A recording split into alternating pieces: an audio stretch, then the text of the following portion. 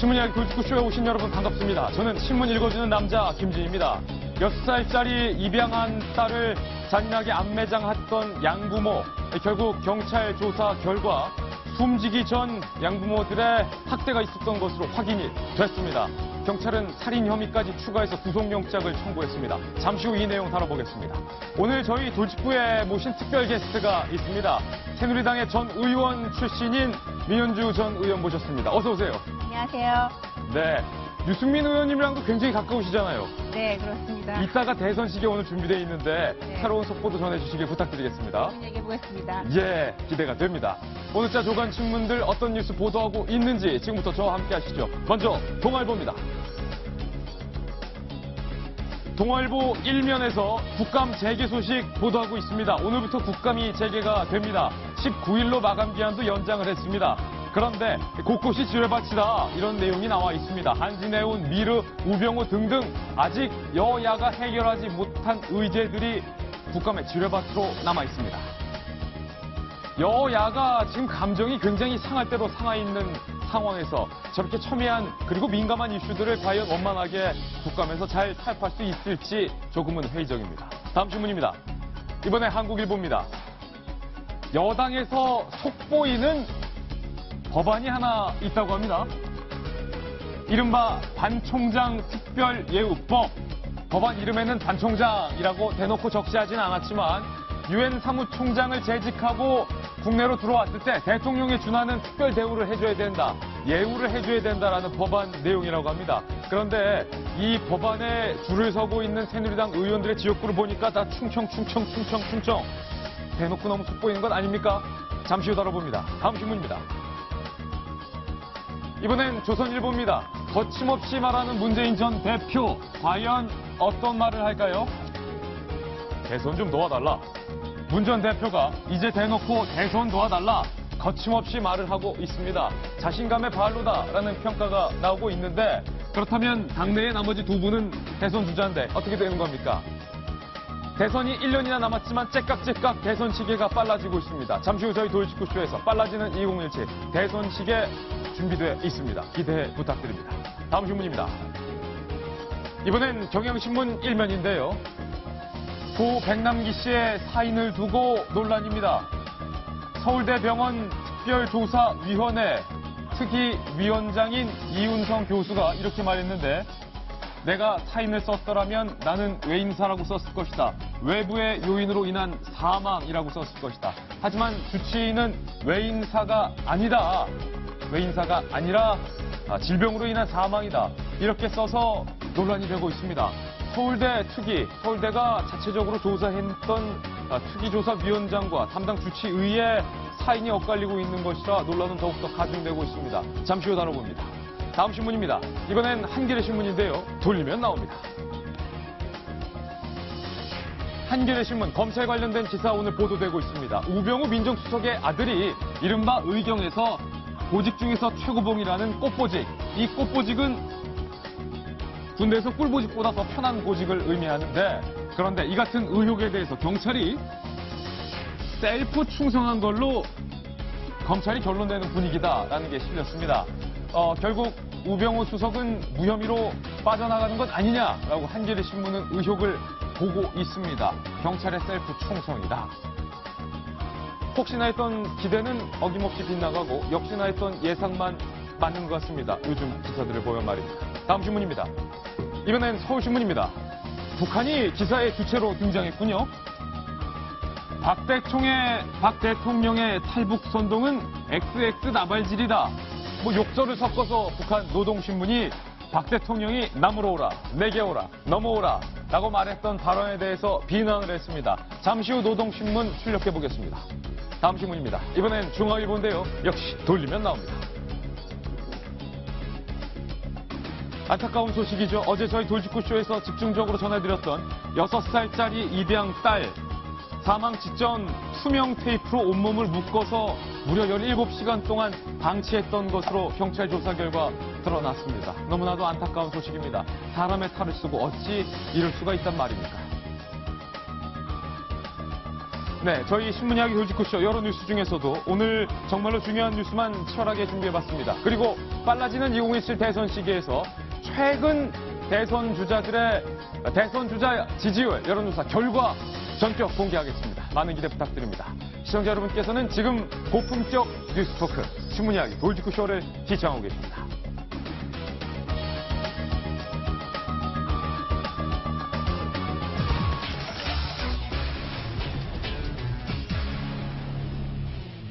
네, 오늘 저희가 준비한 첫 번째 소식을 돌직구 신문을 통해서 공유합니다.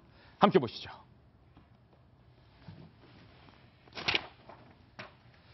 입양딸을 살해했던 양부모, 오늘 구속 여부가 결정이 됩니다. 어제 저희가 집중적으로 보도를 해드렸던 그 내용인데 충격적인 사실이 추가로 드러났습니다. 경찰이 양부모에 결국 살인 혐의를 적용해서 영장을 신청할 방침입니다.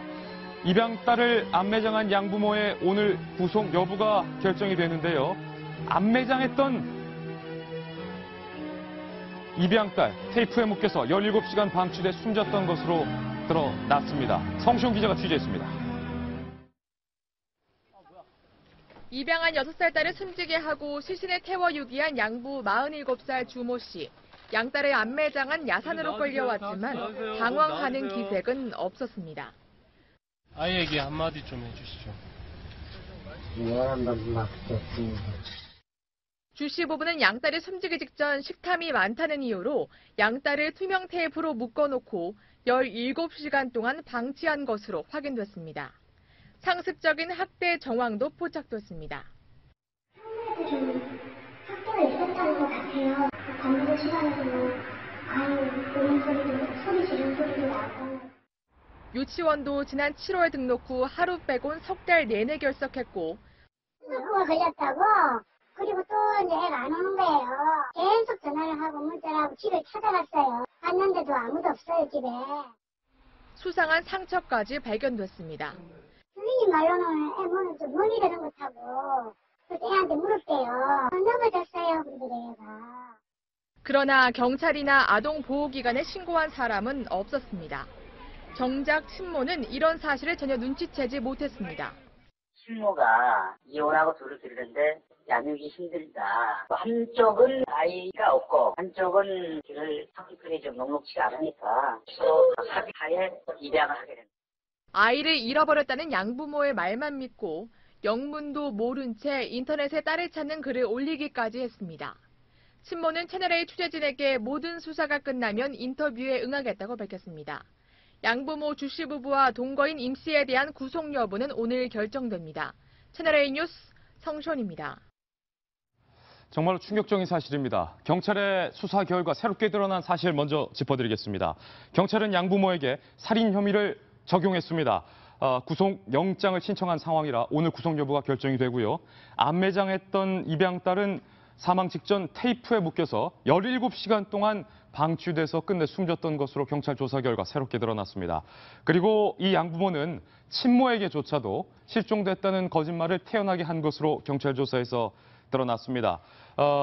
학대한 원인이 이 6살짜리 딸 아이가 식탐이 많아서 식탐 때문에 학대를 했다. 이 양부모는 경찰에서 이렇게 진술한 것으로 밝혀졌습니다. 김병민 의원님, 두 딸 쌍둥이의 아버지로서 이 기사를 볼 때마다 어제부터 굉장히 안타까움을 표시했는데 오늘 경찰에서 새롭게 조사 결과가 드러났는데 더욱더 충격적이군요. 예, 너무 비통하죠. 사실 진짜 비통하다고 얘기 드릴 수밖에 없는 이유는 이 아이의 죽음을 충분히 막을 수 있었음에도 불구하고 우리 모두가 방치했다라는 측면 때문에 그런 것 같습니다. 어제자로 이제 새롭게 드러난 소식들을 보니까 아파트 내에서도 이 아이를 학대하는 것과 같은 굉장히 큰 소리들이 많이 있었다라고 사람들이 증언이 있었고요. 결정적으로 어린이집, 유치원에 보냈는데 유치원에서 아이의 멍자국을 받고 또 아이가 어느 날부터 갑자기 나오지 않는 부분들을 확인했을 때 혹시나 거기 있던 누군가가 정부, 경찰, 어디든지 간에 신고를 했었더라면 과연 이 아이의 죽음을 이대로 방치할 수 있었을까라는 생각이 들고 네.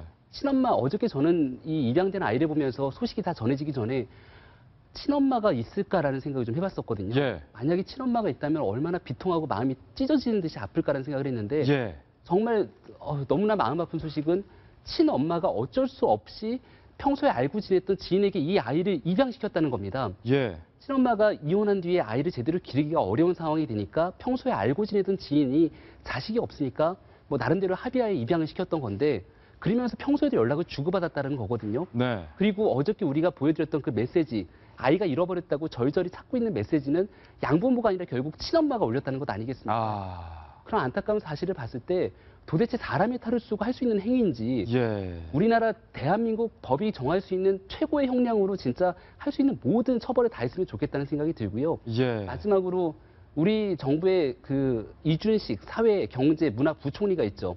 이런 사건들을 총괄할 수 있는 정부 부처 기관이 있는데 정부 부처에서 아동학대 끊임없이 막겠다라고 여러 가지 얘기를 했지만 계속해서 발생하고 있는 이러한 사유들에 대해서 결국은 해결할 수 있는 최대한의 해법들을 내놔야 된다라고 강력하게 좀 촉구하고 싶습니다. 이숙현 컬럼니스트, 친엄마가 이 소식을 듣고 어떤 심정일까? 정말로 비통할 것 같은데 저희 채널A 취재진이 친엄마를 만나서 입장을 조심스럽게 여쭤봤는데 친엄마는 이 모든 것이 믿기지 않는다.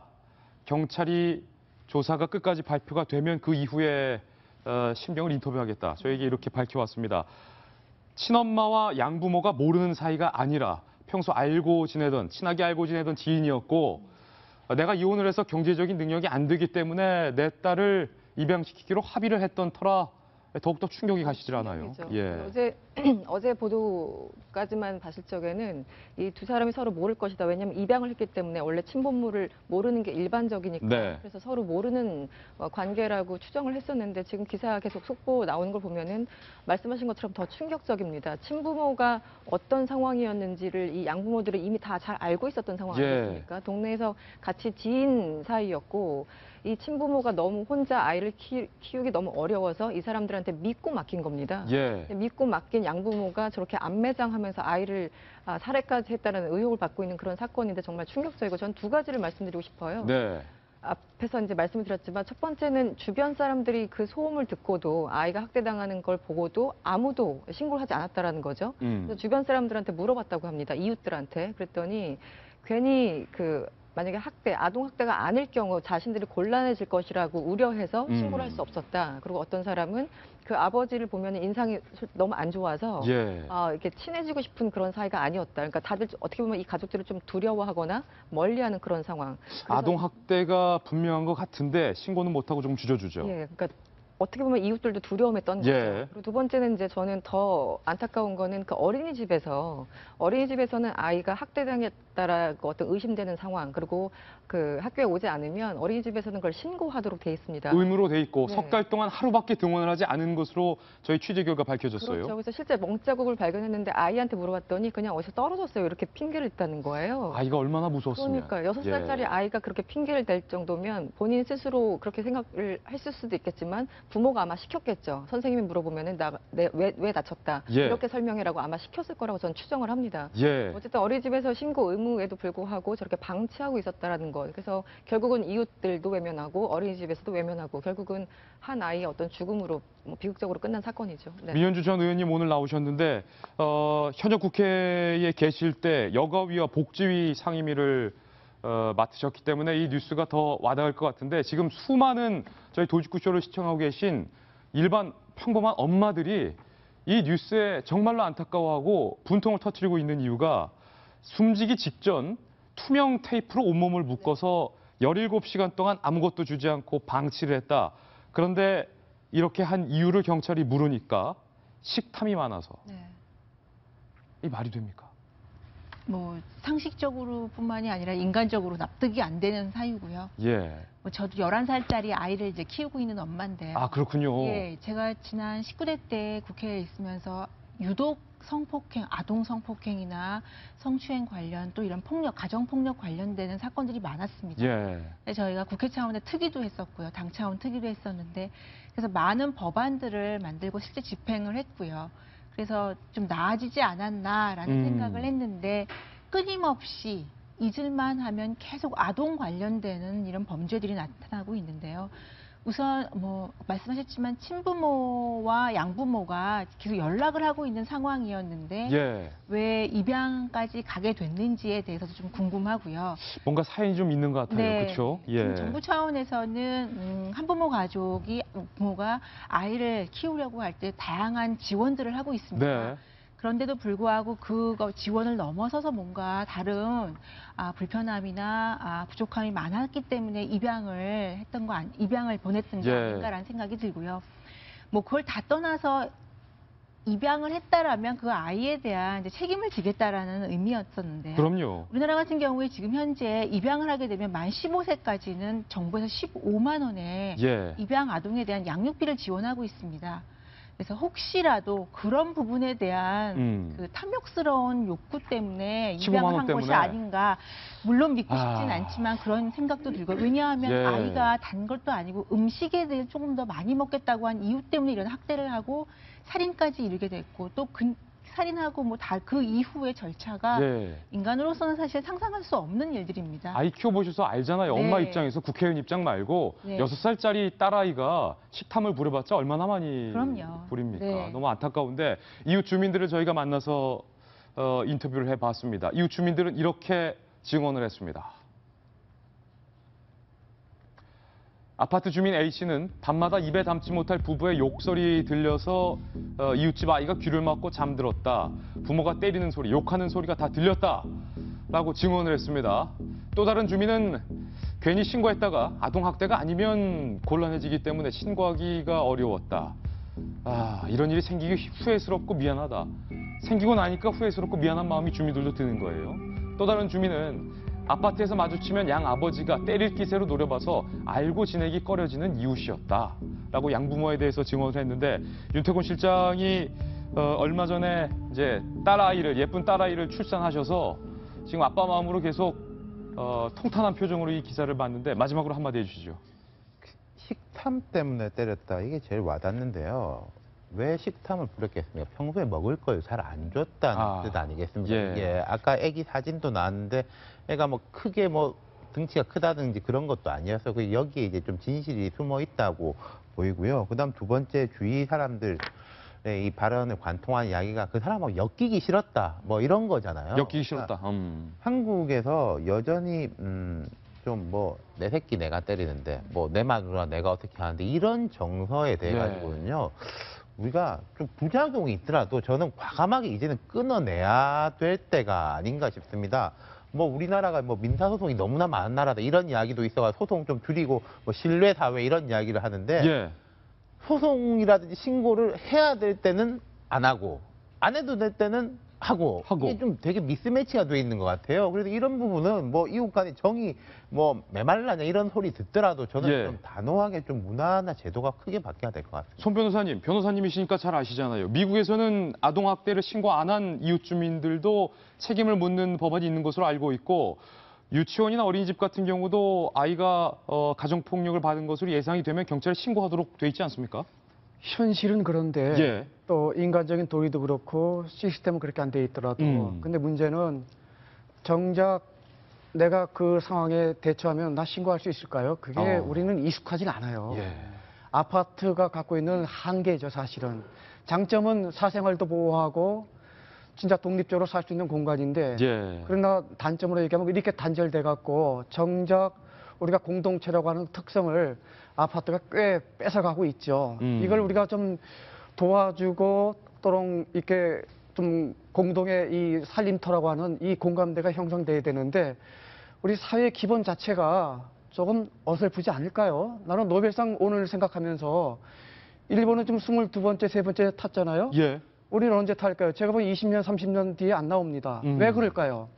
기본이 안 돼 있죠.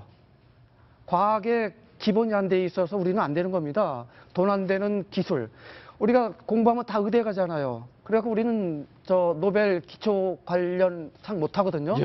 마찬가지로 이 사회 일종의 안전장치인데 이 안전장치를 바라보는 우리들의 이 공동체의 눈길이 나는 그렇게 따뜻하고 그다음에 우리 다 같이 가져가는 이 공감대가 우리 전체적인 분위기가 그렇지 않은 것 같아요. 그래서 이 부분에 우리가 좀 기본을 다시 한번 되돌아보는 기회가 돼야죠. 네, 법이 있더라도 그것을 준수하고 말고는 사람의 의지에 달렸다. 네, 그렇습니다. 네. 알겠습니다. 안타까운 소식 저희가 추가로 속보 상황 전해드렸습니다. 경찰이 더욱더 엄정하게 수사해서 강력하게 처벌해야 될 것 같습니다.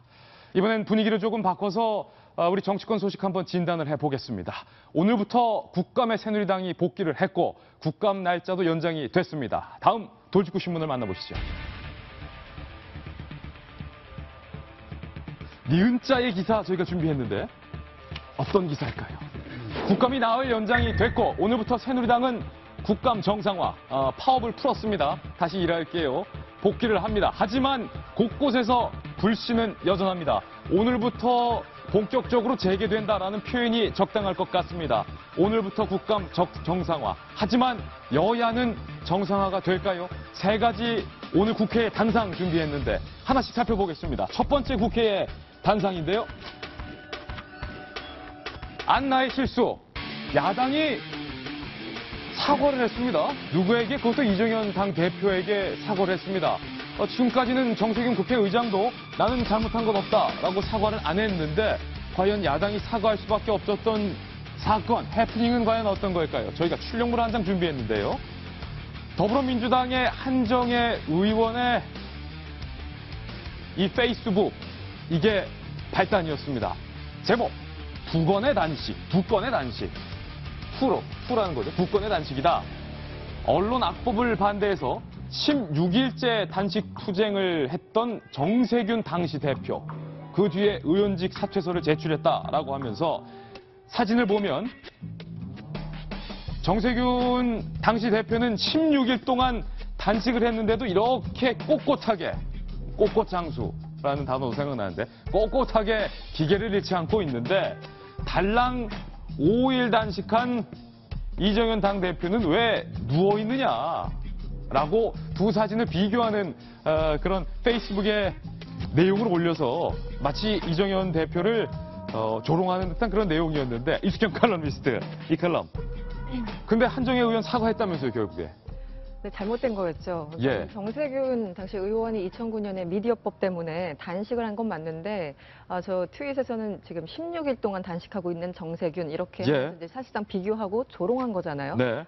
핵심적인 목적은 이제 이정현 대표를 조롱하려고 했던 건데 실제 당시 정세균 의원이 단식한 건 6일로 이제 드러난 거예요. 16일이 아니라 6일이에요? 6일이었습니다. 그럼 거기서 거기네요. 5일이나 6일이나. 네, 그러니까 굳이 비교하려고 저렇게 좀 약간 어떻게 보면 오버를 한 건데 예.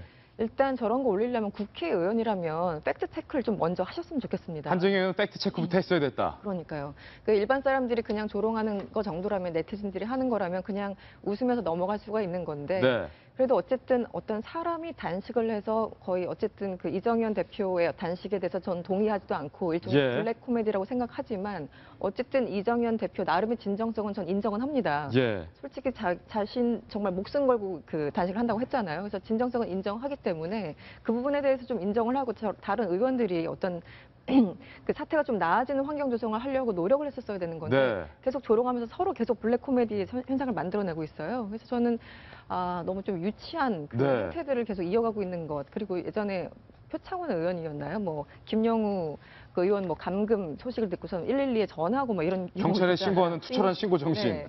그러니까 그런 것들이 국민들을 예. 얼마나 허탈하게 만드는지 좀 인식을 좀 해주시면 예. 좋겠습니다. 네. 나름 여당 대표는 죽음을 무릅쓰고 그거죠. 단식을 하고 있는데 지금 야당 소속 의원들의 이른바 조롱조의 태도가 계속 도모에 오르고 있는데 네. 정세균 의장이 올렸었던 이 사진 한 장도 많은 새누리당 의원들을 소위 열받게 했던 사진이었는데 기억하시죠? 바로 짜장면에 군만두를 먹고 있는 짜장면 인증샷. 당대표는 굶고 있는데 국회의장은 저렇게 짜장면만 먹으면 말도 안 해. 군만두까지 시켜서 드셨다. 이거 이정현 대표를 조롱하는 것 아니냐. 이거에 이어서 추미애 당대표가 청와대에서 잘한다고 하면 단식 풀걸요? 라고 했던 발언. 그리고 거기에 이은 이 한정혜 의원의 트위터까지. 민 의원님, 네. 여당 소속 의원으로 보실 때 야당의 이런 조롱조 어떻게 보세요? 좀 기분 나쁘시죠? 뭐 기분 나쁜 걸 떠나서 저는 지금 현직 의원은 아니니까요. 예. 보면 새누리당 입장에서는 한숨을 돌리는 계기가 되는 거고요. 예. 야당의 이 참을 수 없는 가벼움 때문에 네. 새누리당 입장에서는 물론 이정현 대표의 나름대로의 진정성은 있었겠지만 굉장히 수세에 몰린 상황이었거든요. 아, 오히려 땡큐다. 그 새누리당 입장에서는 저렇게 해줌으로써 예. 명분이 생기는구나라는 한숨을 돌릴 수 있는 계기가 되지 않았나 생각합니다. 윤 시장님. 뭐 이게 내가 골 넣어야만 골입니까? 예. 상대가 자살골 넣어도 이제 골 넣는 거죠. 이제 정치권에 이런 말을 하고 싶어요. 7대 3으로 이기면 크게 이기는 거거든요. 예. 9대 1, 10대 0으로 이기려고 안 했으면 좋겠다는 거죠. 이게 굳이 야당 의원들이 이렇게 안 해도 다 뭐 알아서 이렇게 조롱도 하고 뭐 네티즌들이 하고 있는데 그때 예. 진짓 오히려 말리는 이정현 대표님 뭐 건강이 걱정됩니다. 이런 식으로 썼으면 어땠을까. 그리고 만약에 정세균 의장이 과거에 16일을 단식했었다 하더라도 저는 이건 뭐 별로 적절치가 않은 것 같아요. 네. 제가 옛날에 그런 걸 많이 봤었거든요. 야당 의원들이 뭐 어디 좀 봉변 당하는 경우도 꽤 있지 않습니까? 뭐 서명이라든지 할 때 강경 보수 쪽에 이제 뭐 어떤 시민들이나 시민단체 사람들한테 그때 참 제가 새누리당 쪽 사람들이 이야기한 거 중에 제일 듣기 싫었던 게 우리 박 대표는 테러도 당했는데 예. 그게 뭐라고 했을 때 참 듣기 싫었고 또 그 야당 인사들이 그거 얼마나 듣기 싫었던 이야기겠어요. 예. 물론 박근혜 대통령이 과거에 테러를 당한 건 정말로 안타까운 일인데 그건 그거고 다 그런 일이 없어야 되는 거지. 나는 이만큼 됐으니까 네가 그건 한 건 아무것도 아니다. 이럴 수는 없는 거죠. 예, 김병민 전 의원님. 우리의 정청래 의원도 전 의원도 한마디 남기셨네요. 나는 24일간 단식을 했었다. 나는 그때 당시 휠체어를 타지 않았다. 나는 쓰러지지 않았다. 나는 적어도라는 말을 썼어요. 낮에 눕지도 않았다. 누가 다리도 주무르지 않았다. 그런 거 보면은 예. 그 정청래 의원이 만약에 공천을 받으셔갖고 이번에 국회 입성했었으면 판은 좀 더 커지지 않았을까라는 생각도 드는데 예. 이게 싸움 더 크게 났다. 그러니까요. 오히려 야당이 참 되게 한심하고 답답하다는 생각이 드는 게 이정현 대표의 단식을 가지고 조롱하고 관점을 여기에 맞추다 보니까 정작 새누리당을 비판해야 될 거는 국정감사를 보이콧하고 있던 이 국회 파동에 대한 문제를 강하게 비난했었어야 되는 거거든요. 예. 그러니까 논점을 흐려버리게 되니까 야당 입장에서는 하고 싶은 얘기를 제대로 던지지도 못하고 오히려 여당이 하고 있는 여러 가지 행태에 말려 들어갈 수밖에 없는 상황을 보여줬기 때문에 앞으로도 이와 같은 행태가 저는 과연 반복되지 않을까라고 생각을 한다면 그렇지 않다고 보거든요. 예. 야당 입장에서도 지금 해야 될 일이 너무나 많고요. 새누리당이 있어야지만 야당이 존재하는 게 아닙니다. 근데 야당의 목표를 보면은 지난번 대통령 선거에서 늘 나왔던 게 그런 거지 않습니까?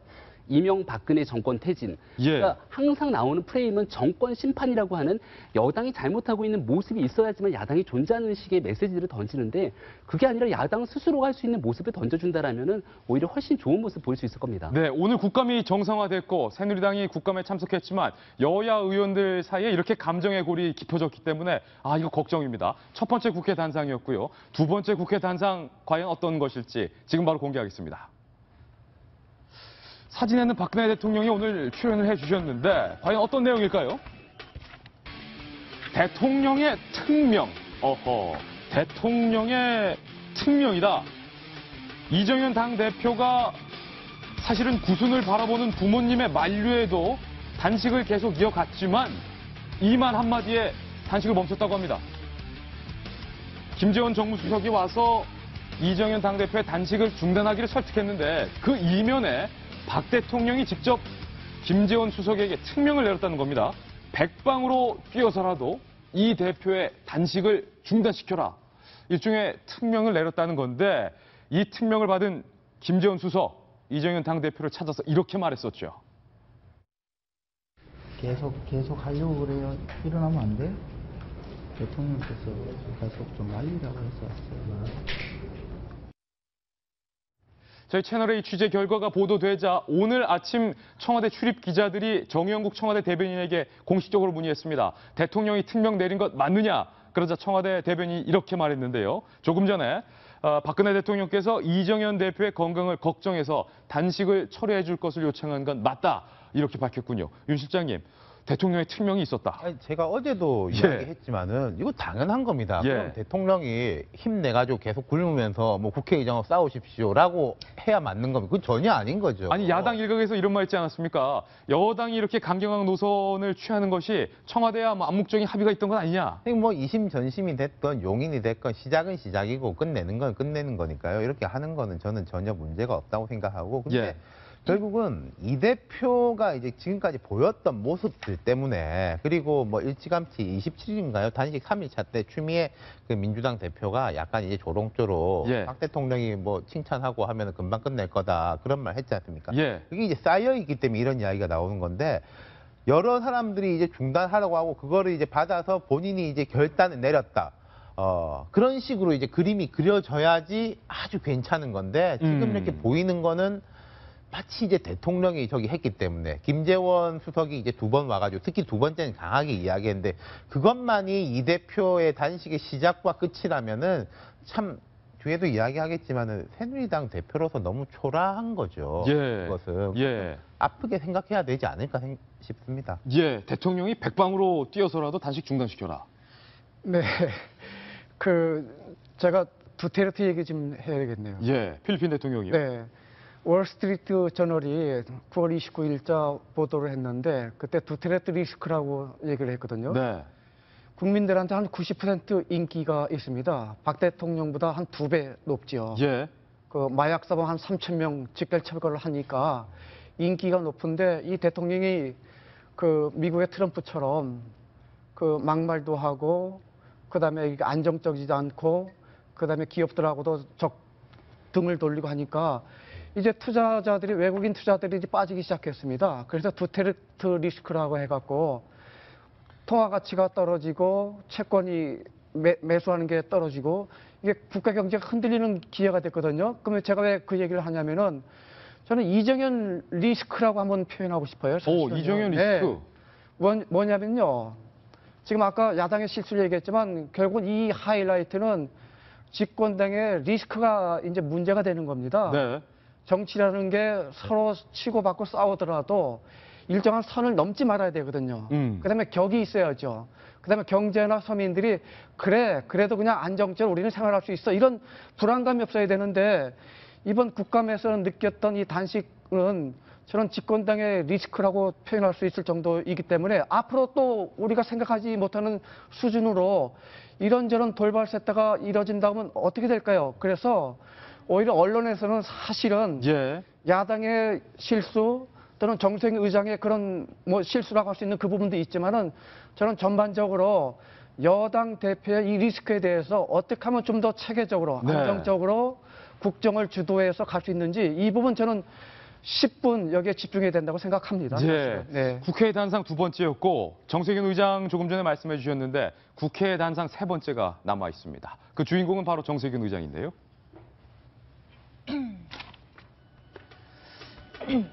이정현 대표의 단식을 두고 이 정세균 의장을 향한 2판 4판 작전이었다라는 분석이 나오고 있는데 민 전 의원님, 이 대표가 단식을 하고 단식을 중단하는 이런 어떤 강경 노선 덕분이라는 표현이 나오고 있어요. 정세균 국회의장이 운신의 폭이 이 정도였다면 한 이 정도로 좁아들었다. 그런 얘기가 나오고 있어요. 이거 어떤 관측인가요? 정세균 의장님의 운신의 폭이 좁아들었다 뿐 아니라 뭐 새누리당이나 이정현 대표가 뒤로는 얻은 게 더 많다. 이런 분석들도 하시는데 저는 조금 다른 시각에서 보는데 물론 정세균 의장이 말실수를 크게 한 것도 부각됐고요. 또 야당의 국정 운영이 거의 뭐 독주를 하려고 했다가 거의 일정 부분 브레이크를 걸었다는 측면에서도 저는 뭐 얻은 건 있다고 생각합니다. 그런데 국정 운영에 책임을 지고 있는 집권당이 국정감사를 보이콧을 했어요. 일단 그 부분이 크고요. 그리고 내년에 대선이 있습니다. 정권 재창출에 앞장서서 당을 개혁하고 국가의 비전을 보여줘야 되는 집권 여당 대표인데 우선 그 지금 비전 제시를 먼저 하는 노력을 해야 되는데 그러지 못했다라는 점에서는 매우 안타깝고요. 그래서 이정현 대표 지금 앞서서 말씀하셨지만 이제 대통령 특명 따라 단식도 중단했다 이런 말이 나오는 것 자체가 너무 안쓰럽습니다. 안쓰럽다. 사실은. 이정현 대표에 대한 얘기를 하면은 저는 굉장히 이정현 대표 개인의 특수한 성격이 있는 것 같아요. 그러니까 이정현 대표가 왜 어떻게 여기까지 왔는 거를 보면은 호남에서 사실상 재선의 새누리당 국회의원이 탄생되는 게 말이나 됩니까? 그 당시 호남 선거 뛸 때 예산 폭탄이라고 하는 사실상 사람들이 예측하기 어려웠던 선거 메시지를 던졌고요. 당대표 선거에 출마했을 때만 하더라도 이정현 당대표가 될 거라고 아무도 예측 안 했거든요. 배낭 보따리 하나 메고 뛰어다니면서 당대표가 됐습니다.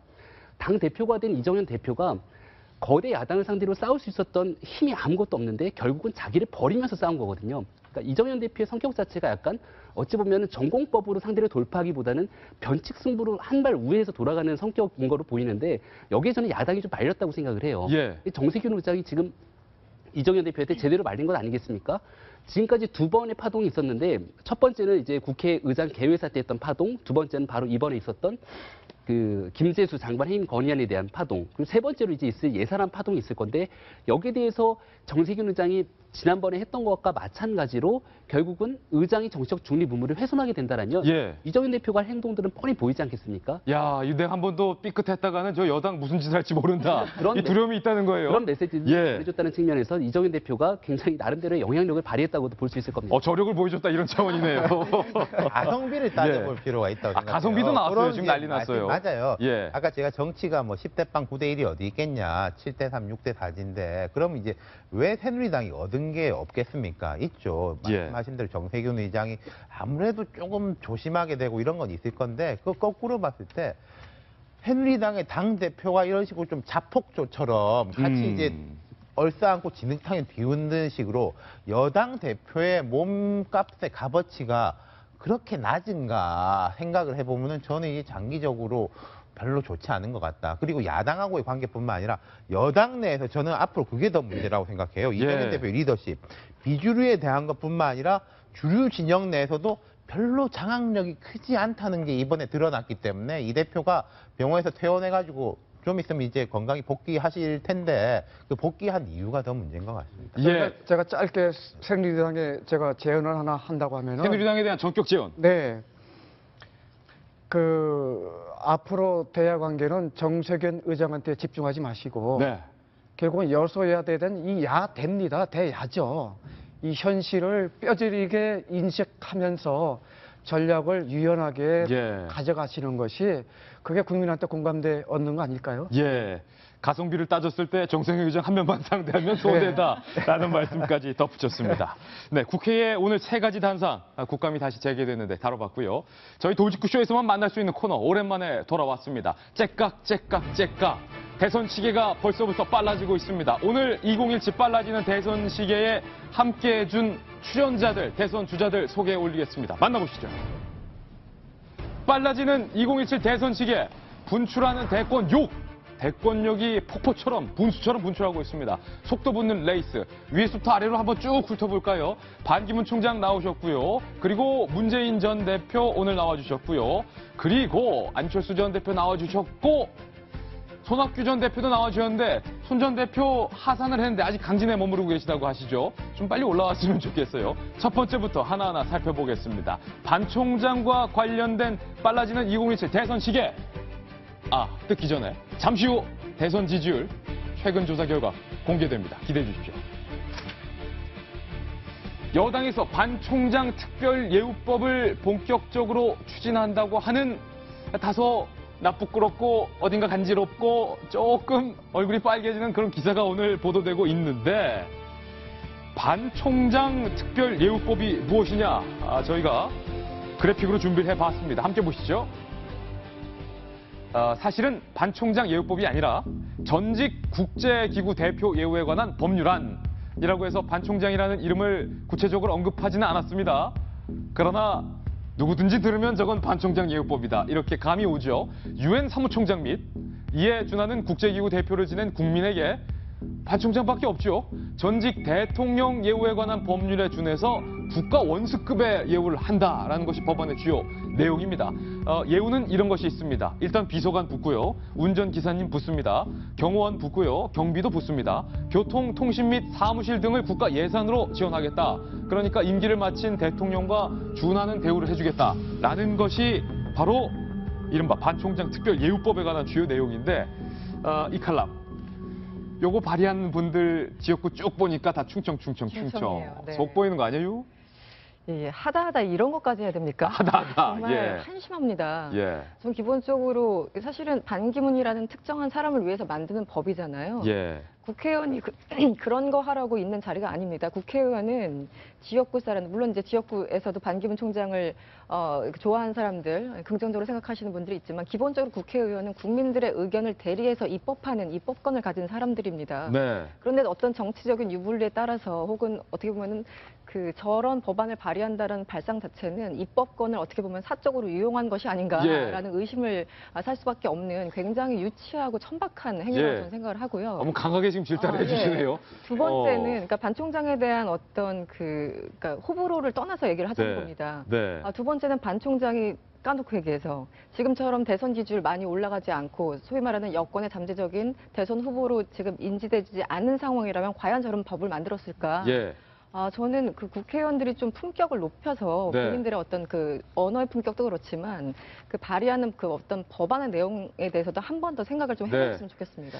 지금 강하게 질타를 주셨는데 잠시만요. 김병미 의원님이 예. 반론을 준비하고 있어서 네. 먼저 갔다 갈게요. 저도 반론이 있어요. 예. 네. 아니 조금 뭐 귀여운 건 아니냐. 어쨌든 유엔 사무총장에 대한 대우는 해줄 필요가 있지 않냐. 뭐 이런 의견도 있어요. 반론은. 예우는 충분히 할 필요가 있는데 사실 좀 과했죠. 왜냐하면 전직 대통령급에 준하는 예우를 하자고 한 거니까. 근데 돌이켜 생각해보면 반기문 유엔 사무총장은 과연 이와 같은 사태를 즐겁게 바라보면서 흐뭇하게 웃고 있을까라고 한다면 저는 절대 아닐 거라는 겁니다. 예. 그래서 저는 이 상황을 조금 예의 주시해서 볼 필요가 있다고 생각이 되는데요. 반기문 유엔 사무총장이 아직까지 새누리당 후보로 출마한다는 얘기를 한 적이 없어요. 본인이 대권 출마한다고 시사를 한 적도 없고. 근데 여기서 이런 법안을 발의하겠다고 하신 분들의 면면을 보면 과연 반기문 유엔 사무총장과 뜻을 같이 해서 결을 같이 해서 가는 분들이냐라고 하면 그렇지 않다라는 거거든요. 말 그대로 반기문 유엔 사무총장을 모시기 위한 희망사하게 포석 깔기 정도가 아닌가라는 생각이 드는데 저는 결과론적으로 이게 만약에 법안이 국회에서 가결돼서 통과가 되는 순간 반기문 유엔 사무총장의 지지율은 최소 5% 정도는 빠질 거다라는 생각이 들거든요. 돗자리 까셨어요? 네, 그러니까 뭐가 진짜로 반기문 유엔 사무총장을 도와주는 건지에 대해서 분명히 알아야 되고 반 총장은 굉장히 영민한 사람이잖아요. 예. 그 내용을 충분히 알면서 대한민국에 돌아오는 순간 본인이 대권 주자로서 행보를 갈 때 오히려 이런 식으로 너무 반기문 띄우기에 앞장섰던 사람들을 가까이 두기에 되게 부담스러워할 수 있습니다. 오히려 멀리할 것이다. 그러니까 반기문 총장과 가까이 지내고 싶으신 분들은 제 제안 하나, 조언 하나 드리면 너무 앞서서 앞장섰고 반기문 띄우기 주력하시면 그분들 오히려 반기문 총장이 가까이 하기 굉장히 부담스러울 수 있어요. 되게 싫어할 것 같죠. 안 그럴 수도 있어요. 반론이에요. 부담스러운데 뭘 이렇게까지 다 이러면서 좋아할 수도 있어요. 제가 하나 예전에 유엔에서 만든 반기문 사무총장의 홍보 동영상이 있었잖아요. 24시간 이렇게 바쁘다. 제가 그때 한번 지적했던 게 있어요. 아침에 눈 뜨자마자 신문을 쭉 보는데 이분이 뭐 뉴욕타임즈, 가디언, 요미우리 이런 걸 보는 게 아니라 동아, 조선, 한겨레 한국인문 쫙 있는 걸 먼저 보는 거 그거 참 특이하다 말씀드렸는데 국내 정치에 관심이 그렇게 많으시다. 이렇게 하면은 아마 뭘 이렇게까지 다 하면서 이 한 사람 이름 한 번 더 보지 않겠습니까? 누가 발의했는지. 예, 손 변호사님.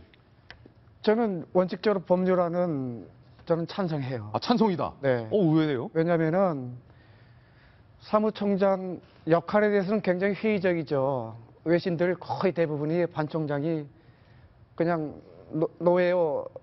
노웨어맨이라고 아무데도 없는 분 이렇게 해서 평가절하 했는데 그러나 우리 국가 입장에서 보면은 그러니까 세계은행 총재나 사무총장이나 이거는 역시 국가 원수와 비슷하죠. 그렇게 보면은 저는 그 뜻은 괜찮은데 문제는 두 가지예요.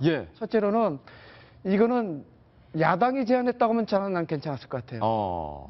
이때가 이제 여야를 초월하는 그 국가 문제니까. 두 번째로는 반 총장이 이거에 화답하셔갖고 내년에 대선 안 나간다. 뜻을 분명히 하면은 이 법률안이 누가 봐도 그 예우받고 우리가 대접해 주는 건 우리를 위해서 노력 많이 하셨잖아요. 그 점에서는 좋은데 이 전제 조건이 다 충족될지는 모르지요. 그러나 여당이 이렇게 발제하는 거는 누가 봐도 좀 뜻도 안 맞고 그다음에 민망하다. 설득력도 없죠. 네. 한 가지 그런데 한 말씀만 드리겠습니다. 법안에 제외 조건이 있어요. 만약에 이 대상자가 국적을 포기하거나 혹은 공직선거의 후보자로 등록할 경우에는 예우를 제외한다.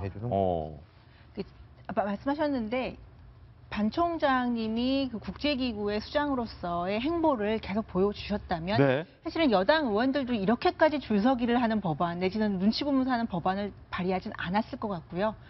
지난번에 귀국하실 때마다 보였던 행보 자체가 누가 봐도 본인은 아니라고 당신은 아니라고 하시지만 누가 봐도 예측할 수 있는 행보를 보이셨기 때문에 예. 여당 의원들은 알아서 자리까는 법안을 만든 게 아닌가라는 생각이 좀 씁쓸합니다. 예. 네. 반 총장과 관련된 첫 번째 뉴스였고요. 반 총장과 관련된 두 번째 뉴스가 준비돼 있는데 이 뉴스에는 반 총장의 조카도 등장하고 성완종 전 회장도 등장을 하고 베트남에 있는 한 빌딩이 등장을 하게 됩니다. 베트남 하노이에 있는 랜드마커 72 타워인데 그 모습부터 한번 확인해 보시죠. 네, 베트남 하노이에 가면 많은 분들이 보셨을 거예요. 시내에 우뚝 저렇게 서 있는 랜드마크 스카이 72 타워가 있습니다.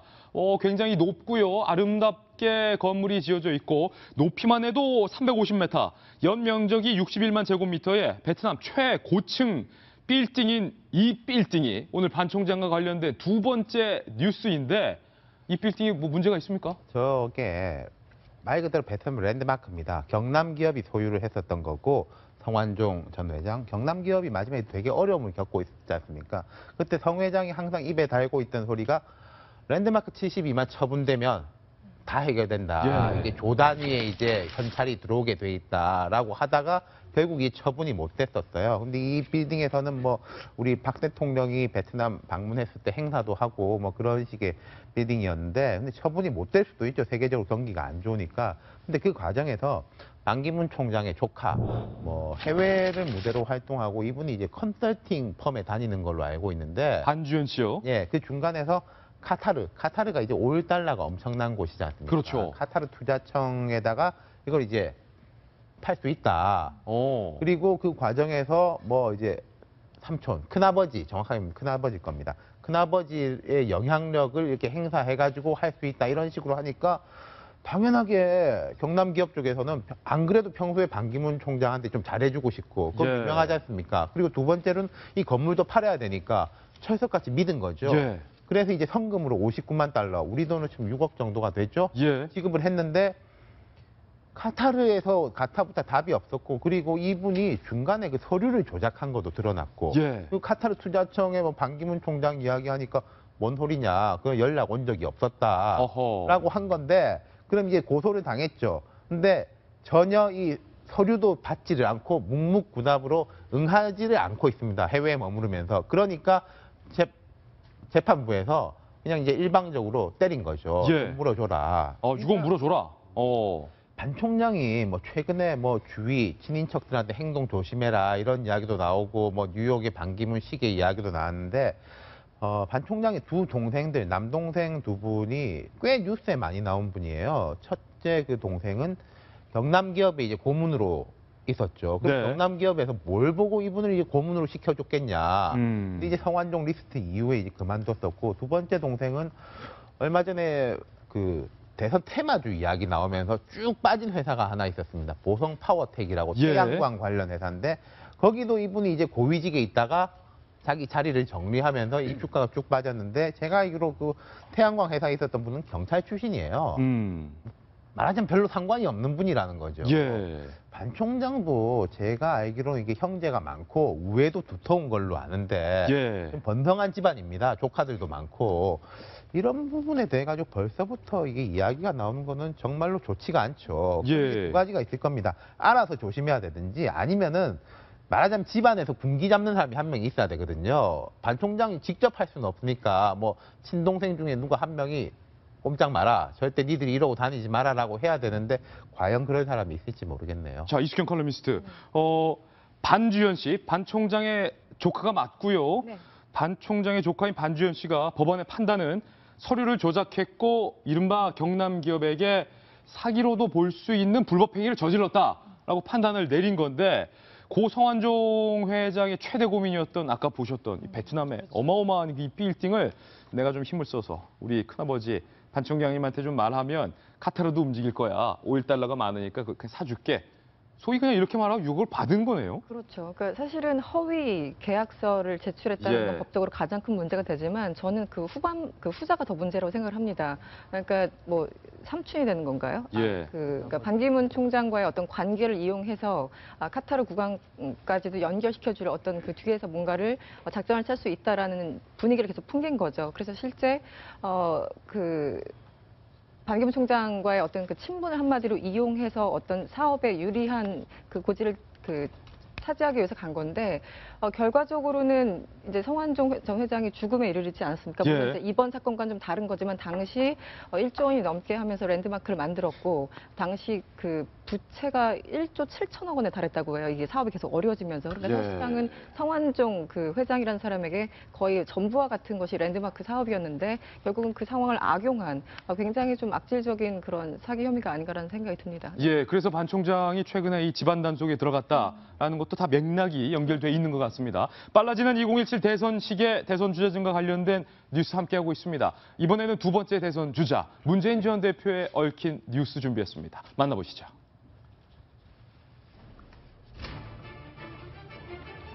거침없어진 문재인 전 대표가 요즘 대놓고 주변에다 이렇게 말하고 다닌답니다. 김 전 의원, 나 대선 출마 좀 도와줘. 문재인 전 대표가 제일 못하는 게 사람한테 아쉬운 소리 한다는 건 아니었겠어요. 예. 그랬던 문재인 전 대표가 변했다는 거예요. 2012년 대선 때만 하더라도 사실 본인이 나서겠다라고 적극적으로 출마 의지를 내비쳤다기보다는 사람들에 의해서 노무현 전 대통령을 추모하고 거기에 대한 조직적 세력들에 의해서 말 그대로 추대가 된 대통령 후보였었죠. 그러니까 문재인 전 대표도 본인이 인정하는 게 그 당시 내가 치렀던 대통령 선거가 사실 너무나 좀 뭐라 그러지 본인이 준비가 안 돼 있었다 이런 얘기를 했는데 지금은 그 권력 의지가 거의 끝까지 차올랐다라고 볼 수도 있는 것 같고요. 예. 여기서 좀 이색적이고 색다른 거는 대권 주자로서 행보를 하면서 폭을 좀 넓혀갈 줄 알았는데 그것보다는 집도끼를 단단하게 지키는 형태로 지금 나가고 있다는 겁니다. 백남기 농민 사망이 이르는 사건이라든지 세월호 유가족 문제라든지 어찌 보면 진보적으로 사람들이 결집될 수 있는 모든 현장마다 문재인 전 대표가 늘 나서서 결국은 사람이 바뀌어야지만 결국 국가가 바뀔 수 있다는 메시지들을 전달하고 있는데 여기 한 단계 더 나가서 볼 수 있는 거는 저는 이거는 어찌 보면 문재인 전 대표가 고민을 많이 했을 거라고 생각되는데 북한 수해 문제에 대해서 쌀을 보내자 인도적으로 이걸 어찌 보면은 보수적인 표를 다 잃어버릴 수도 있는 거고 집도끼만 지킬 수 있는 표라고도 볼 수 있는데 그런 것 의식하지 않고 나만이 지금 대한민국에 쌀이 남아도니까 이 쌀을 인도적 차원에서 북에 보내자라고 메시지들을 전달하셨더라고요. 그런 측면에서 봤을 때 본인의 대권 행보를 걸어 나가는 과정에서 결국은 집도끼를 단단하게 지키고 끝까지 가게 된다면 양강 구도 속에서 승리의 가능성이 있다 이렇게 보는 게 아닌가 생각이 듭니다. 이 쌀 지원 발언 저희가 두 문장으로 정리를 해봤는데 문재인 전 대표가 이렇게 밝혔습니다. 쌀 재고량이 엄청나기 때문에 이 보존 비용에도 수천억 원이 들어간다는데 뭐 수매하려 해도 보관할 창고가 없다고 한다. 대북 제재를 하면서도 인도적 지원이나 북한 광물과 맞교환하는 등의 어떤 상생 방안을 찾아야 한다. 쌀 보낼 땐 보내자라고 이렇게 밝혔습니다. 문재인 전 대표와 관련된 두 번째 뉴스가 바로 이 뉴스입니다. 수해를 겪고 있는 북한에게 쌀을 지원해 주자. 라는 건데 이게 간단치만은 않은 문제인 게 이 발언을 했던 날이 민현주 전 의원님 박근혜 대통령이 북한을 향해서 북한 군사들을 향해서 다 넘어와라 라고 이 대북 김정은을 강경하게 발언했던 그날 아닙니까? 네. 대통령과 정반대로 가는 발언 때문에 문 전 대표의 이 발언이 또 파장을 낳고 있어요. 우선 문 전 대표 같은 경우에는 지난번에 말씀하셨지만 지난번 대선 때는 준비가 덜 돼 있었다. 그런데 이제는 이제 때가 왔다라는 자신감을 보이시는 것 같아요. 뭐 자신감을 보이시는 부분에 대해서는 좋은데요. 문 전 대표님은 제 개인적인 분석에 보면 가만히 계시면 지지율이 오르는데 발언을 하시거나 행보를 하시면 좀 지지율이 좀 빠지는 경향이 있는 게 아닌가. 이거 뭐 나름 꿀팁입니까? 예. 그런 생각이 들 정도인데요. 물론 인도적 지원 전 필요하다고 생각합니다. 어떤 상황에서는 대화는 해야 되고요. 그럼에도 불구하고 지금 상황이 지금 북한과 우리나라의 그 상황, 그다음에 지금 안보의 문제에서 굉장히 시급한 상황인데 과연 이때 문재인 대표가 전 대표가 내년 대선을 겨냥해서 집토끼를 잡겠다고 이제 인도적 발언한다. 보관할 곳이 없어서라도 주자라는 발언을 하는 거. 또 저는 사실은 납득이 안 되고요. 대선을 겨냥하신 분이라면 납득이 안 되고 박근혜 대통령 같은 경우에 이제 국회의원 행사에서 발언이지 않습니까? 예. 그원 같은 경우에는 오늘 제가 봤는데요. 월스트리트저널에도 물론 외국의 언론이 어떻게 평가했다고 해서 우리가 그걸 갖다가 높이 평가했다거나 그걸 참고할 필요까지는 없겠지만 에서도 분명히 얘기를 하고 있습니다. 우리나라가 지금 그 메시지 같은 경우에는 김정은 주민에 대해서 어떤 자극을 한다는 발언보다는 북한 정권의 핵심에 겨냥을 한 것이고 이제까지 우리나라가 북한 주민들이 이탈하는 거에 대해서 되게 소극적인 반응, 그러니까 수동적인 자세만을 보이는 것보다 적극적으로 그들을 보호하고 안전하게 귀순할 수 있도록 도와줘야, 탈북할 수 있도록 도와줘야 된다는 차원에서 강조를 했다고 생각하고요. 그래서 박지원 대표도 말씀하셨지만 굳이 그렇게까지 민감하게 반응을 하면서 무슨 뭐 전쟁을 일으키려고 하느냐 이런 발언 자체가 사실은 사실관계를 조금 왜곡하려고 하는 의도가 있는 게 아닌가라는 생각이 듭니다. 민주당 의원께서 문재인 전 대표에게 입을 열지 않으시면 지지율은 오를 것이다 라고 개인적인 소견을 밝혀주셨는데 과연 그 분석이 맞는지 저희가 앞서 예고해드렸던 2017 대선 주자의 최근 지지율 결과를 저희 돌직구쇼에서 지금 바로 전격 공개하겠습니다. 만나보시죠. 여야 19대 대선 주자 지지도입니다. 2016년 9월 4주차 주간 집계가 오늘 따끈따끈하게 나왔습니다. 먼저 반기문 유엔 총장의 지지율부터 살펴보실까요? 지난번 저희 돌직구쇼에서 공개해드렸던 지지율은 23.7%. 그때보다 상승을 했습니다. 반 총장 26.8%. 소속은 무소속으로 표기가 돼 있군요. 반 총장이 26.8%로 지지율 상승세, 그리고 9주 연속 지지율 1위를 달리고 있다라는 소식 오늘 들어와 있고요. 2위입니다. 2위는 바로 문재인 전 대표 18.5%에서 18.4%, 오차 범위를 고려했을 때 거의 동률이다. 변함없다. 그러나 0.1%포인트가량은 하락했다. 구체적으로 들어가면 그렇게 분석을 할 수 있겠군요. 3위는 안철수 전 대표입니다. 그런데 지난번 여론조사 결과에서 의미가 있었던 것은 두 자릿대 지지율을 회복했다라는 것이었는데 이 최근 조사된 결과에 따르면 다시 9.7%로 한 자릿대로 떨어진 것으로 드러났군요. 한 자릿대 지지율. 안철수 전 대표 입장에서는 조금 긴장이 될 것 같습니다. 그 뒤를 이으고 있는 박원순 서울시장 6.0에서 4.9%로 정부에서 반대하고 있는 청년 수당 등등의 이슈와 맞물린 것으로 풀이가 되고 있는데 하락을 하고 있고요. 그리고 그 뒤를 이으고 있는 5위 안희정 지사는 3.6%에서 오히려 4.8%로 상승을 했습니다. 4.9, 4.8. 박원순 시장과 안희정 지사의 지지율은 이제 동률로 봐도 무방할 정도다. 그렇다면 공동 4위 정도 표현이 적합할 것 같습니다.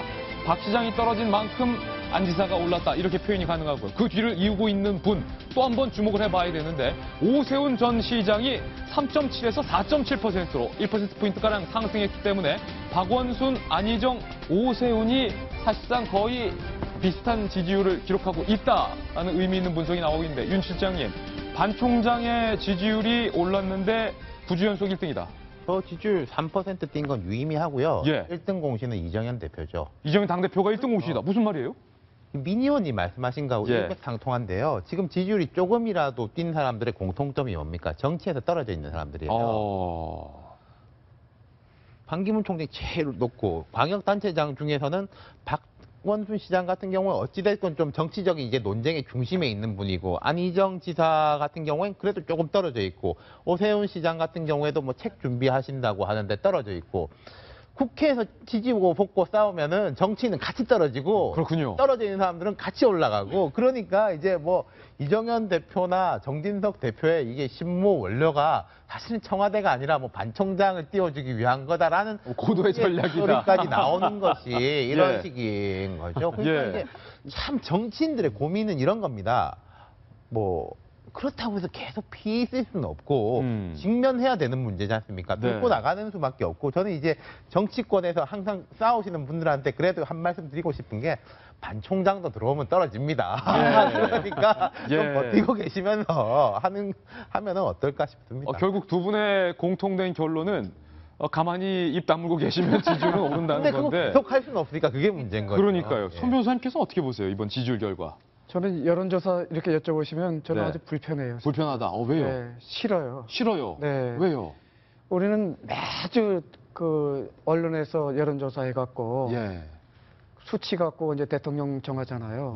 그 자체가 좀 에너지 낭비 아닐까요? 혹시? 시간 낭비다.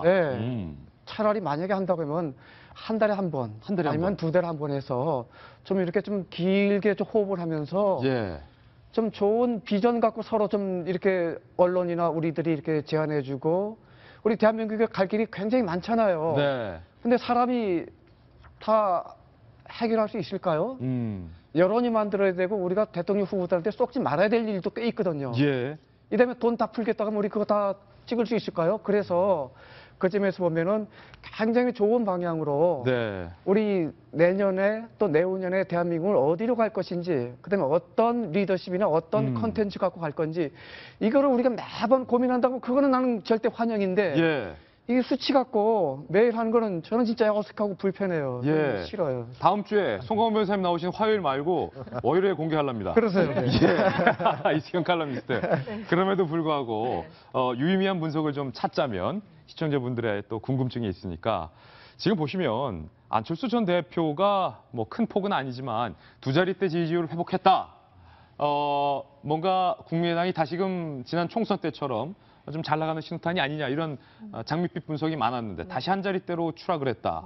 뭐 떨어졌다. 이건 어떻게 볼까요? 저도 이제 변호사님의 어떤 네. 그 맥락과 사실은 기본적으로 전제는 비슷합니다. 이렇게 매주 혹은 뭐 2주마다 예. 1%, 2% 사실은 오차범위라는 게 뭐 2%, 3% 이런 정도면은 큰 의미는 없다고 하잖아요. 기술적으로도. 그래서 근데 그렇지만 이제 추세를 볼 수 있으니까 추세는 볼 수 있죠. 네, 분명한 건. 궁금하니까 이제 보는 건데요. 그리고 이제 여러 가지 정치부 기자들은 해석을 할 수 있으니까 네. 또 더더욱 이런 기사를 더 다루는 것도 분명합니다. 근데 저는 이제 처음 보면서 느낀 게 아까 민 의원님 말씀하신 것처럼 문재인 전 대표는 움직일수록 떨어지고 또 예. 안철수 전 대표 같은 경우는 언론에 또 안 나오니까 약간 좀 떨어지는 그런 부분이 그러니까요. 있고요. 그러니까 안 대표는 안 나오면 떨어지고 나오면 예, 오르고. 그런 것 같아요. 그러니까 어. 그동안의 어떤 추세 제가 뭐 정확하게 분석한 건 아니지만 그동안의 어떤 패턴상 그런 게 있었고 안철수 전 대표가 어떤 발언권을 뭐 후보를 떠나서 높일 적에는 약간 그 지지율이 반등하는 그런 추세를 보였던 걸로 생각을 합니다. 근데 저는 그 예전에 2012년에 안철수 현상이라는 게 있었잖아요. 네.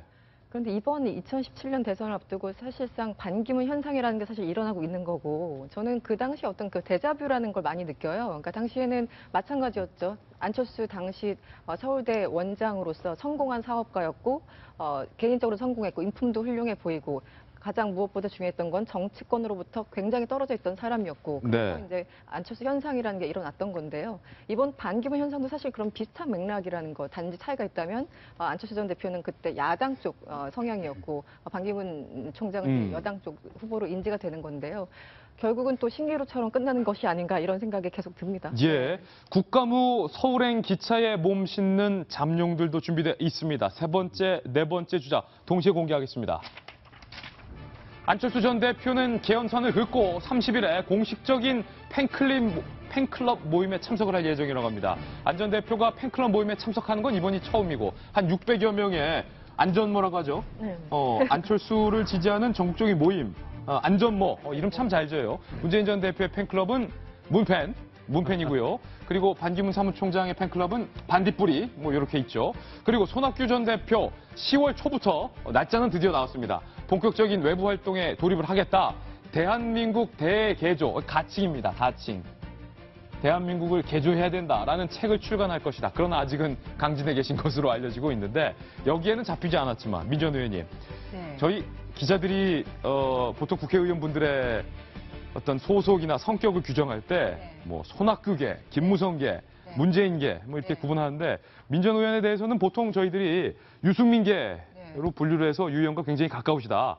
그건 또 사실이니까 유 의원 대선 나오십니까? 근데 이제 그 전에 저희 사실 이게 유승민 의원과 뭐 이제 지난 많이 이슈가 됐었기 때문에 말씀을 드리는데 사실 같이 의견을 같이 하고 뭐 뜻을 같이 했던 분들이 이 누구누구 개 붙이는 걸 굉장히 불편해해요. 불편해요. 그래서 저희는 같이 이제 뭐 정책도 논의했던 거고 토론했던 건데 근데 여전히 우리나라 정치권의 문화가 그렇죠. 사람 이름을 앞에 붙이는 그 개파 싸움으로 붙여가는 거에서 안타깝게 생각을 하고요. 저희는 새로운 정파주의를 한번 만들어 보자라는 뜻을 가진 이제 전현직 의원들인데. 그럼 유승민 파라고 부르겠습니다. 어쨌든 대선 나오세요. 대선을 나오느냐 안 나오느냐는 사실 지금 결정할 수 있는 문제는 아닌 것 같아요. 이렇게 말씀하시면 10중 8구 나오는데. 아니 왜냐하면 아까 앞서서 이제 지금 후보들 보셨겠지만 여러분들 보셨겠지만 정치권에서 멀어지니까 지지율이 올라가더라. 이제 그 말씀을 하셨어요. 행보를 안 하니까 지지율이 올라가고 하면은 떨어지고 이런 말씀을 하셨는데 지금은 사실은 인지도나 이미지로 나오는 지지율이고요. 결국엔 이제 올 연말 내년 초부터는 어떤 경쟁이냐 저는 생각을 하냐면 누가 누가 청사진을 보여줄 것이냐. 사실 구체적으로 정책이나 대한민국이 2018년도부터 어떻게 돼야 된다라는 거에서 말씀하신 분들이 아무도 없어요. 아직까지는. 상대방에 대한 비판이나 각 세우기로 지금 인지도를 높여가고 있는데 그 준비를 누가 얼마나 잘하느냐. 특히 새누리당 같은 경우는 집권당으로서 그 책임을 다 떠맡아야 되는 상황입니다, 내년에. 그래서 얼마나 비전을 잘 제시하느냐에 따라서 유승민 의원도 결정을 하지 않을까 생각을 합니다. 그렇구나. 다른 주자들은 다 이미지가 지금 부각하고 있는데 유 의원은 조용히 대선 출마를 앞두고 내실을 다지고 있다. 뭐 대학 강연이나 작은 강연은 하고 계시지만 사실은 저런 행보를 하고 계시지는 않죠. 누구 뭐 예전 원로를 찾아가서 인사하고 그런 행보를 하고 있지는 않죠. 무슨 말인지 다 알아들었어요. 빨라지는 대선 시기에 저희 돌직구쇼에 살펴봤습니다. 내일도 대선 주자들의 유의미한 행보가 있으면 빨라지는 대선 시기에는 돌아옵니다. 저희가 준비한 다음 돌직구 신문입니다. 네, 이쪽 측면에 있는 긴 기사, 과연 어떤 기사일까요? 박 대통령의 발언 저희가 소개를 해드렸었죠. 북병사들이여 남으로 넘어오라. 이른바 대통령의 탈북 권유 발언. 그런데 북한 노동신문에서 뭐 욕설을 섞어가면서 아주 대노를 하고 발끈을 했습니다. 박 대통령의 탈북 권유에 북한이 정말 살떨렸구나. 이런 분석도 나오고 있습니다. 노동신문을 저희가 요약을 해서 한번 출력을 해봤습니다. 함께 보시죠. 노동신문 제호 그대로 뽑았고요. 극악한 대결 망발을 늘어놓는 박근혜 역도의 교활한 속내를 까발킨다. 이 뭐 기사 제목부터 뭐 무시무시합니다. 지난 1일 그 무슨 국군의 날 기념식. 아니 국군의 날 기념식이면 국군의 날 기념식이지 꼭 북한은 그 무슨 국군의 날 기념식 이런 말을 꼭 합니다. 어쨌든 우거지상을 하고 나타났다. 골수에 꽉 들어찬 동족 대결과 적대의 도끼를 그대로 쏟아냈다. 탈북을 선동한다라고 표현을 했어요. 박 대통령이 남으로 넘어오라라는 그 발언이 북한 병사들에게 어느 정도 영향을 미치긴 미치나 보죠. 이것이 반증하는 것 같아요. 탈북을 선동하는 XX 나발질도 서슴지 않았다. 뭐 당당한 핵 보유국 강성 번영하는 공화국의 위력에 전율한 송장의 비명소리다. 박근혜 정권이 지금 그 어디에 헛눈을 펼쳐지가 못 된다라고 하면서 남남 갈등 유발하고 있습니다. 우병우 사건, 미르재단, K스포츠재단 사건 등 특대형 부정부패 사건들이 꼬리를 물고 터져나와 세상을 들었다 놨다 하고 있다. 여기서 또 한 가지는 북한 노동신문 편집국에서 우리 대한민국의 저희 채널A를 비롯한 뉴스 프로그램을 참 자주 시청하고 있구나라는 것도 오늘 시사할 수 있을 것 같은데 김병명 의원님 이게 반증하는 게 박 대통령의 남으로 오라 이 발언이 굉장히 북한이 민감하게 받아들였다. 그렇죠. 일단은 북한 내부의 사람들이 동요하고 있는 것도 문제지만 김정은 정권에 대한 레짐 체인지를 공고하게 하겠다라고 정확하게 메시지를 보낸 거거든요. 여기에 보게 되면은 북한 같은 경우가 써놓은 것 중에 당당한 핵 보유국이라는 표현이 있습니다. 네. 저거를 포기하지 않는 이상 이 대한민국 국민들 국제사회에 이제 더 이상 속지 않거든요. 김정은 정권이 있는 한은 핵 보유국으로 가기 위해서 본인들이 쌓아나가고 있는 단계별 행동을 취하는 겁니다. 핵실험을 하고 미사일 발사를 하고 완벽한 핵무기 소형화를 위해서 단계를 밟아갈 거를 알기 때문에 더 이상의 어떤 협상의 여지가 없는 겁니다. 가능성은 뭐냐? 김정은 정권이 아닌 다른 정권을 통해서 이 핵실험을 통한 핵무기 보유국가로 가기 위한 북한을 압박하고 무너뜨리는 것. 이것밖에는 답이 없는 상황 아니겠습니까? 그동안 대한민국을 비롯한 국제사회에서 북한에 대한 인권 문제 얘기를 했죠. 김정은이가 아무리 스위스산 치즈 이런 거 좋아한다 그래서 우리가 비난 조롱은 하긴 했지만 그거 갖고 북한이랑 수교를 끊고 그러지는 않지 않았습니까? 유일하게 북한과 더 이상 손을 잡고 갈 수 없는 단 한 가지 이유, 핵무기거든요. 그래서 이 부분에 대해서 김정은 정권이 이게 단순하게 박근혜 정부 대한민국만이 하는 얘기가 아니라 전 국제사회가 북한을 압박하겠구나라는 신호탄으로 받아들일 때 굉장한 위협으로 나가올 수 있다라고 얘기를 드릴 수 있습니다. 예견됐던 거죠. 노동신문이 이렇게 나올 걸로는 뭐 다들 예측을 했던 거고 아마 비슷한 이야기가 계속 나올 것 같습니다. 근데 문제는 지금 김병민 위원님 말씀하신 것처럼 뭐 레짐 체인지 이제 시그널을 보낸 것이다라고 하는데 그게 문제예요. 레짐 체인지를 그럼 우리 정부의 전략적 목표를 좀 애매하게 이야기하지만 다 그렇게 받아들인다는 겁니다. 북한도 그렇게 받아들인다는 건데 얼마 전에 윤병세 외교부 장관이 유엔 회원국 자격에 대해서 재고해 볼 때가 됐다라고 이야기했습니다. 이건 무슨 의미냐면요. 1990년에 남북 기본 합의서를 우리가 도출을 합니다. 노태우 정부 때 서로 간에 이제 상호 로 국가로 인정을 하고 유엔에 동시 가입을 하게 되죠. 냉전이 무너질 때 우리는 이제 소련이라든지 동국권하고 수교도 하고 그거에 대해서 이제 부정을 하기 시작한 거예요. 윤병세 장관이. 그리고 이 지금 체제에 대해서 레짐 체인지에 대한 시그널이다라고 하는 거는 71년도에 남북 공동성명에 보면 3대 기본 원칙인데 그중에 하나가 어찌됐건 간에 체제에 대해 가지고는 흔들지 않겠다. 서로 간에. 그거를 이제 기본적으로 인정을 하고, 물론 그 뒤에 북한은 주체 사상, 한국은 이제 유신 체제가 들어섰는데, 이 두 가지를 다 부정을 하겠다는 게 저는 과연 전 대통령이 북한에 대해서 좀 세게 이야기할 수도 있다고 생각해요. 하지만 이렇게 지금 30년, 40년째 근간이 되고 있었던 이 시스템을 무너뜨리는 데 대해 가지고 과연 사회적, 정치적 합의가 있는지는 저는 좀 의문입니다. 예, 저희가 준비한 다음 돌직구 신문으로 이동을 하겠습니다. 과연 어떤 소식이 있을지 만나보시죠. 일본 오사카에는 스시가 유명하죠. 초밥이 유명하죠. 그런데 오사카에 있는 한 초밥집에서 한국인에게 평소 들어가는 와사비보다 저 사진처럼 와사비 왕창. 저 정도면 와사비 테러가 아니냐. 고추냉이 테러가 아니냐. 근데 혐한의 일종이 아니냐. 우리 네티즌들이 지금 발끈을 하고 있어서 결국 일본 매체에서도 보도가 돼서 저 초밥집이 사과를 했다는데 이 칼럼. 아니 저 무슨 심보입니까? 그 고추냉이 매우면 코 맵고 눈물 나는데 저 정도는 먹을 음식이 아닌데 왜 그런 거예요? 저는 이 와사비 테러라고 제목만 보고 설마 음식을 통해서 저렇게 테러를 저질렀을까? 그러니까 저는 아예 그 기사 내용을 읽기 전에 와사비를 다른 식으로 해서 누군가한테 정말 테러를 강행했구나라는 생각을 와사비를 했었는데 집어 던졌구나. 집어 던지던 이게 뭐 화학적인 뭘 하던 하여튼 다른 식의 그 저 혼자 또 상상력을 열심히 발휘해 봤는데요. 나중에 알고 보니까 초밥을 통해서 저것도 어떻게 보면 상상력이 굉장히 풍부하다고 생각할 수 있는데. 아우, 저 고추냉이에 저 정도를 넣으면 저건 정말 기괴합니다. 못 먹습니다, 그렇죠. 사람이. 이제 이 사람은 어떻게 보면 그냥 결론적으로 말하면 혐한 정서를 갖고 있는 사람 같아요. 그래서 이제 설명은 이런 겁니다. 한국 사람들이 오면 와사비를 좀 많이 넣어달라는 사람들이 있길래 자기가 알아서 많이 좀 넣었다라는 거예요. 변명이죠. 변명이죠. 말이라고. 그러니까 아무도 이제 거기에 대해서 설득력이 전혀 없으니까 결국 이제 불매 운동까지 갔고 그 체인지면서는 사과를 공식적으로 하는 그런 상황이었는데요. 너무 치사하죠. 저런 행태 자체는. 예, 그러면서도 일본 초밥집에서는 인종차별적인 발언에 관해서는 확인되지 않았다. 뭐 직원 교육을 철저히 하겠다. 사과를 하면서도 교묘하게 민감한 부분을 이렇게 싹싹 빠져나가는 그런 모습인데 손 변호사님 혹시 뭐 일본 출장 가셔서 뭐 초밥 가끔 드십니까? 네, 좋아하죠. 저는 좋은 뜻으로 좀 우리가 받아들이고 사과도 그냥 받아들이면 좋겠어요. 쿨하게 우리가 형이니까 좀 받아주자. 왜냐면은 일본은 가까운 나라고 역사나 수상 생각하면은 좀 화가 나지만 결국 또 우리가 배울 게 많은 나라입니다.